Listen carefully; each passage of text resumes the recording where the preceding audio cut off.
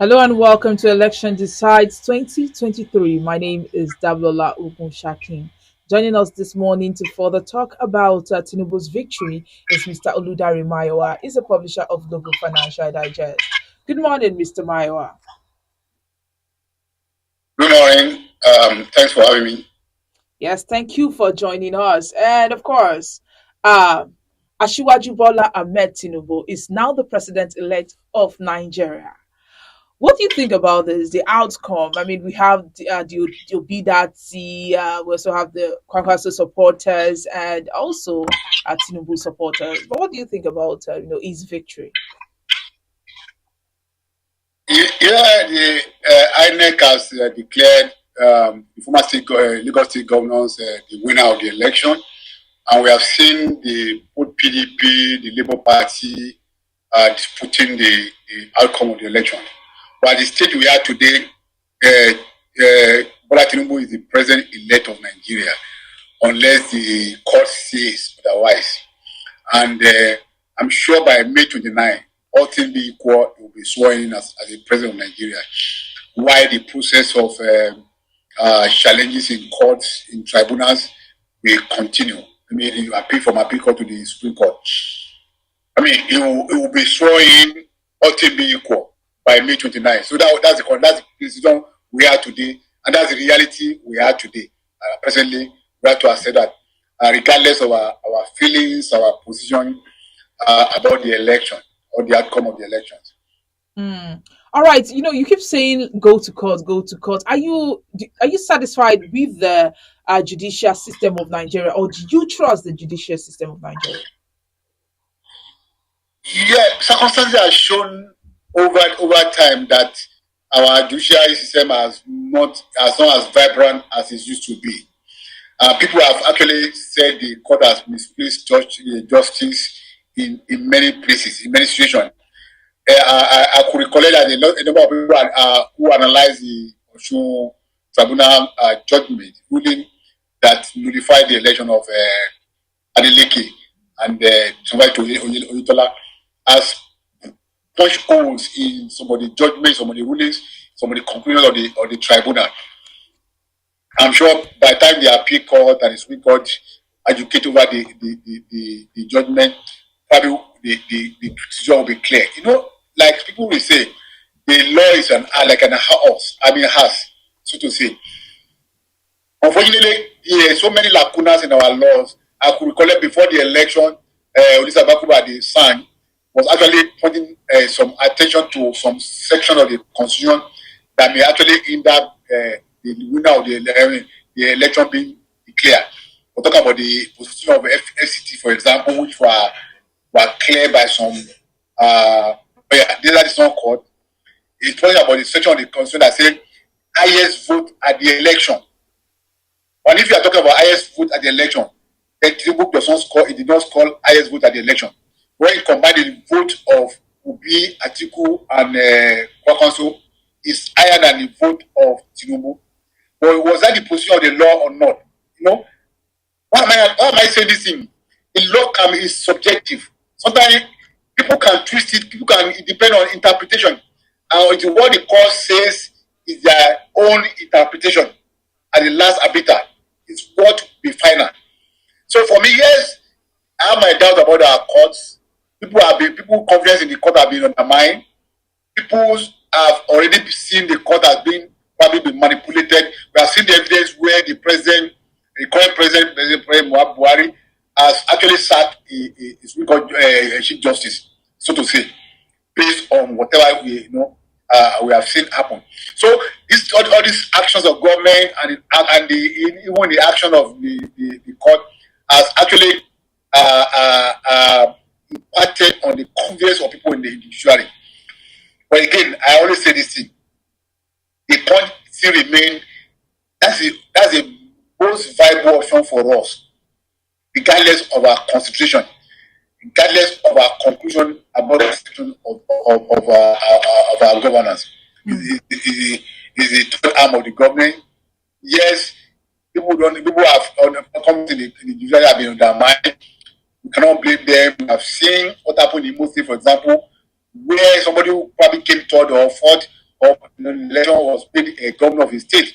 We have seen some misplacements of justice in so many places. We have seen Amechi election, for example, Amechi becoming governor of Rivers State, for example. So we have seen this happen. I'm sure these are the things that are going on in the mind of many Nigerians that say, hey, we don't have confidence in judiciary. But again, like I've always said, what are the options available for us? What are the options available for the opposition? These are things we need to really deeply discuss and analyze very well. But Mr. Mayowa, has INEC lived up to its constitutional responsibility? Yeah, in my own conclusion, for my own observation as a observer, as an analyst of that, I've seen some glaring lapses in the conduct of the election. For example, before the election, the chairman of INEC promised that the result of the election is going to be uploaded on real time. What that means that as soon as the conclusion of the election, and as soon as the party agents sign the election, from the polling unit, you upload the result to the server, that everyone across the world will be able to monitor what is happening from one unit to the other. That didn't happen. So that was a failure on the part of INEC. Equally, there are some polling unit I observe and other of our members or staff observe that the electoral officer came late. To some point they came 2 p.m. Ordinarily, the 2:30 was supposed to be where the last letter of the list should be cut off period for them. But many of the electoral officers did not turn up. In some places, there are evidences that there are no elections in some polling units across the nation. A friend of mine in Imo State sent a message to me that, look, in his polling unit, it was there till 3 o'clock. There was no election. There was no electoral officers. So we are seeing all some of these guys. We are seeing some footages where the agent of one political party was harassing people, burnt ballot boxes, destroyed the electoral materials in Lagos. So these are evidences that the electoral umpire performed below expectations. So there are promises they couldn't fulfill. They were not in charge. There are some places that despite the fact of the shutdown of the economy, someone was saying that Kano people are able to fly out of the country from Kano. From the north, for example, there is no restriction. Somebody was saying he drove from Kaduna to Abuja to it was not on election duty. Yeah, he was able to drive and pass all these roadblocks. So there are movement, even when they are restricted, there are supposed to be restrictions. So people have the liberty to move around and to cause some mayhem across the country. So this is a black spot on the white sheet of the election. So for me, there are already some level of distortion and that undermine the confidence in the conduct of the election. For me, like I said it earlier, in a polling booth very close to my neck of the wood, the election result counted at the polling unit was different from the one posted on the IRF. There was video evidence of what was counted at the polling unit, but what was posted on the IRF was different. So that's an evidence of manipulation. So we cannot close our eyes to some of these things. It is very glaring to even the winner. I'm sure they are aware when he was saying when the president was saying, "Youth, I hear you clearly." The message was passing that he knew the majority of you did not vote for him. He knew that the aspirations have been cut short. If you read the congratulatory message of the vice president, it was the underlying message there was that the expectation, the aspiration of the youth has been cut short. So it was glaring that the conduct of the election was below par. It was very, very clear. But again, despite all these evidences, people still have to take their evidence to court to say this is our evidence, these are testimony that this election was poorly conducted and could not pass the test. So do something about it. That's the option we have today, as it is today. All right, BVAS was supposed to be a game changer. And of course, we all thought it was going to be done. Everything was going to be done from start to finish, accreditation, documentation, and also transmission. But now, of course, it's people are doubting the result now that it's out. So can beavers still be trusted? No, unfortunately, we are so dummy. Computer all over the world, there's what they call garbage in, garbage out. What that means that what you put in computer is what we computer will not produce a result by itself. It's what you put into it that will bring for you. What beaver was supposed to do is to confirm your identification that you are the owner of the PVC, so that accredit you. Most of the beaver, for example, cannot authenticate your identity by your thumb printing, so they have to resort to photograph to accredit you. Secondly, when you do accreditation, yes, you can say that one can pass some semblance of test. But the point of beavers not able to upload the result real time, because that was what would have made the game changing. In the result, witnessed by the agent of the political parties and the observers all over the place, were uploaded as they are signed by agents of political party, as observed by people monitor the election, uploaded immediately for the polling unit. That will have changed the calculation. That will have changed the result. That will have changed what we are talking outcome of the result of the election today. Because as we uploaded that the result sheet into the server and end-to-end encrypted, it means that nobody can intercept or interfere with the uploaded result in the server.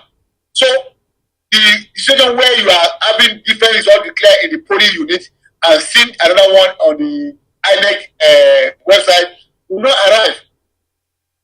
But what we are seeing that as soon as you move the beavers out of the polling unit, claiming there's a glitches, and you take it to another location, between that polling unit and that location where you are trying to upload, a lot of things could go wrong. And that was where we are seeing today. So beavers cannot be a game changer when it is subjected to manipulation of human being. All right, but INEC is yet to give us a proper explanation of what happened. So, what failed? Is it infrastructure? Is it competence? You know, it is subjected to so many interpretations. For example, because we can say because the INEC was confident that beaver will be a game changer, it should have been if it was being transmitted online, on real time, at the point of declaration, at the point because there won't be any need for you to have a contradictory result all over the place. It could have been a game changer. So, unfortunately, they claim glitches. But even until the agent of political party started pointing out to the INEC chairman at the National Coalition Center, INEC did not utter a word. That's why we are facing challenges with our server. We are facing challenges with our system. That's why we cannot upload online real time. No word comes from the INEC officials at that point until objection was raised at the coalition point. Ordinarily, what result are they collating at the local government level, at the state level, at the national level? If the promise of real-time honor result will not be fulfilled. But these are the things that ordinarily at the local government level, they will be comparing what they have with them and what on the website to ensure that they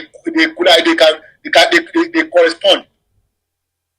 But so what are they corresponding to? So they are at local government level, state levels, and national level. What are they corresponding with? What are they showing? What comparison are they doing? That means so the pro was flawed. I believe so. But once that thing up to today, we have about 82 or 83% of the result on the RF.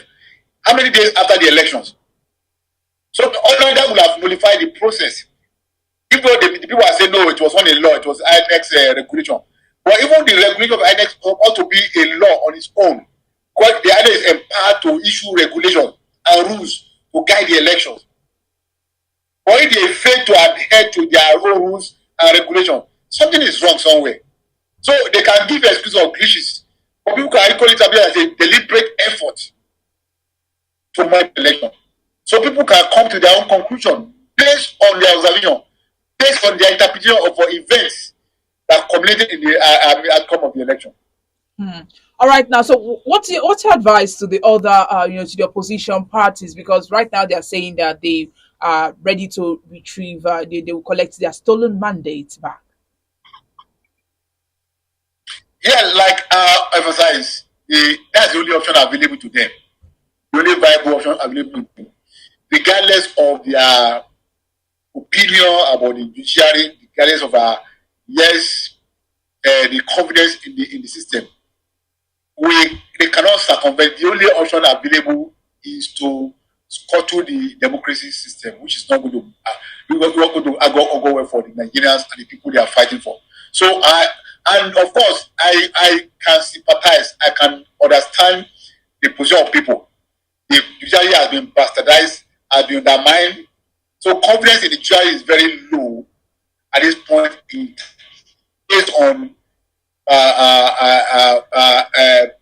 glaring evidence, so people can say there's no confidence in the judiciary to give justice, but again, this is the only option we have today. And I'm sure the political party, because if they have agents at the polling unit, for example, the example I gave, if there is the agent or the political party in those polling units, they can, because I'm sure all the political party have their own situation room where their agents are supposed to upload the results to them, where they are making their own parallel collation of results, where they can arrive at a particular result, kind of thing. So if they have the evidence that will tally with, probably the court can give them judgment. But unfortunately today, I believe the opposition are widely divided. Why? Because PDP is claiming that they won the election. The party is claiming they won the election.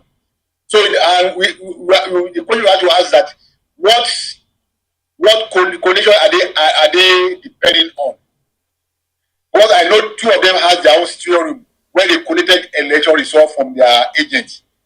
And ordinarily, if they are sincere, if the agents are sincere, the coalition, the parallel coalition at the various unit room of the party ought to have tally and probably be an evidence against what the INEC has provided today.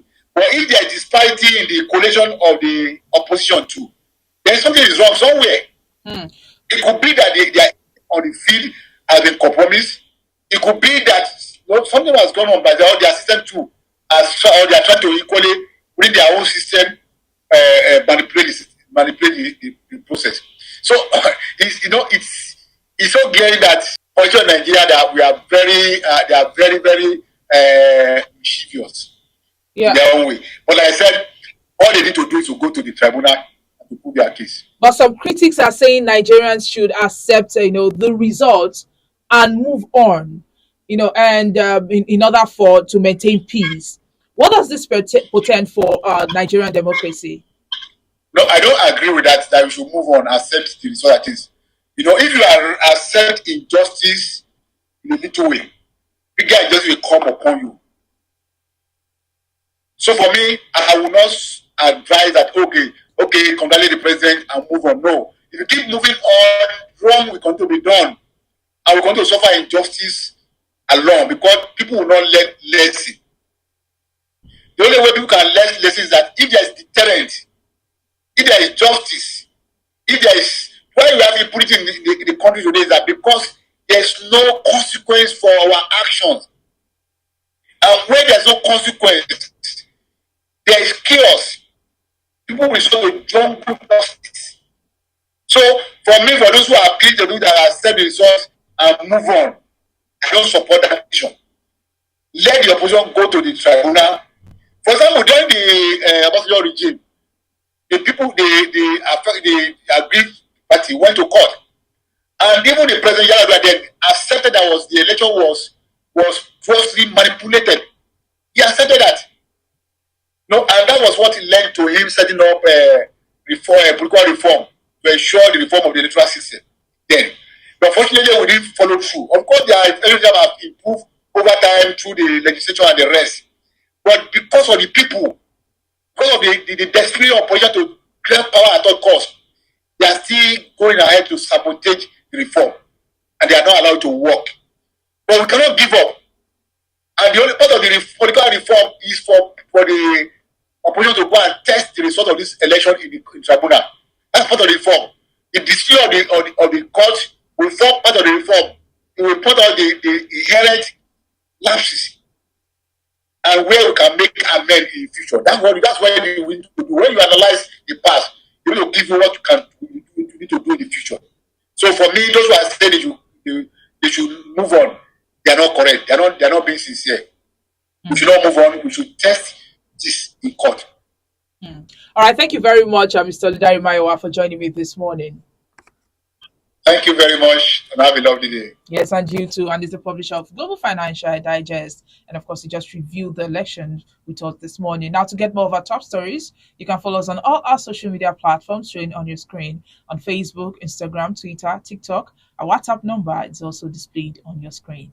My name is Damlola Okunshaki. Have a lovely day.